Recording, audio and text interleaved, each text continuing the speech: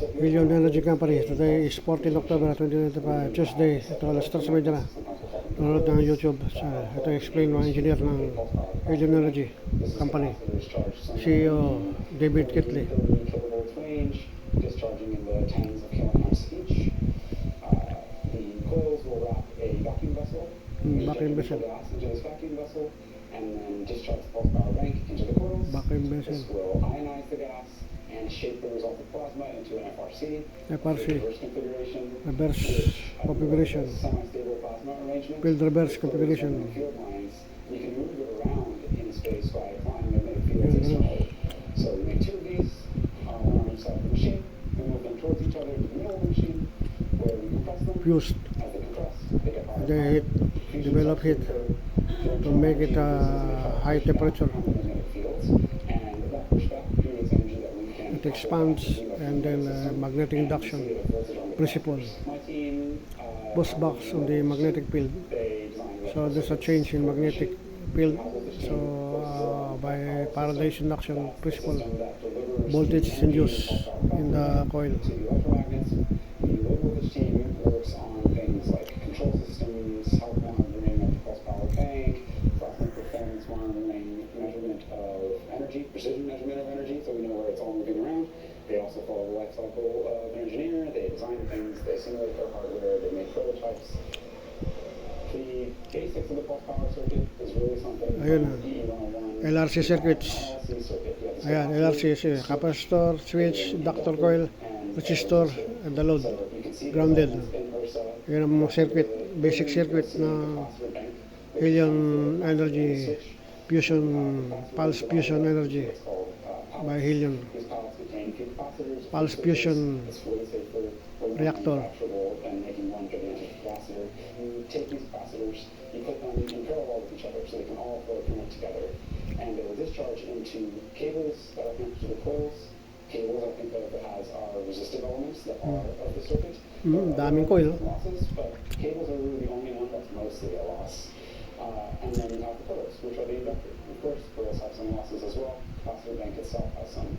And so you start to see this in the building as you walk the ayun ang capacitor banks, 3 racks, capacitor bank racks. Thousands capacitor ang ginagamit. Thousands of capacitor bank. Pulse power, the way I think about it is we are Pulse, taking a set of simple components pulse power, and turning up the operating voltages, 10 pulse every 1,000 second. with LC circuits, you know, people call them resonators. The idea for Polaris machines is we will take some simplified version of that and dramatically increase the operating voltage for the target of creating more magnetic fields, which is a function of how much current is flowing. The basic scale exactly the way you'd expect, but now you're forced to think a little bit more about what exactly happens when I tell my switch to go into conduction, what exactly happens when the switch comes out of conduction, how are things coupling to each other. Then they have to, the output of the pulse fusion reactor, magnetic induction capacitor banks will have to tie in with the grid tie for usefulness in the grid power system. So really high current pulses, different pulse widths, lots of cool circuits that have to do that, and drive circuitry, and all of that falls under the umbrella of pulse power. We have a huge capacitor bank that has to drive high Capacitor banks, voltages yun, through our high voltage. and 11 and kV. they actually will see reversal of voltage 11 kV because of ginamit. the way that the inductor works. And so it is purely an electric to magnetic conversion. They must then Conversions. receive that negative voltage in a way that we can then either capture it or hopefully let it go back on the grid. We design our units to be manufacturable in what we call pallets. Ayun, And that capacitor, means they're just in-house. subunits of the same circuit that are Capacitor then bank, run, in series or parallel. And there's Capacitors. one series and parallel in the pallets themselves. So that means different methods to make sure that everything is balanced in both their turn on and their turn off, so that you get a uniform energy and field delivered to the coils. So I built in this bay all the hardware necessary to recreate the fields that a formation coil would see. It carries less than 200 kilojoules. coils, which is a lot. And we're trying to understand more deeply how Ayun these ang ano, circuits magnetic interface coil. directly with the coil. Yung bezel, vacuum bezel, ay inalis. To make the best plasma, Inalis yung vacuum bezel. we need to have Remove as to high flux be as possible more in clarity. the For section, more which clarity, means you have to remove have the incredible vacuum flux bezel. and high Reactor vacuum emission bezel. voltage. And so that for us, that means the semiconductors, the circuit needs to be more balanced and steal less voltage out of the capacitors. We're Ayun. connecting these all to a I-remove formation yung coil. vacuum bezel. This Inalis. is Saka winding coil na potentially, makikita mo.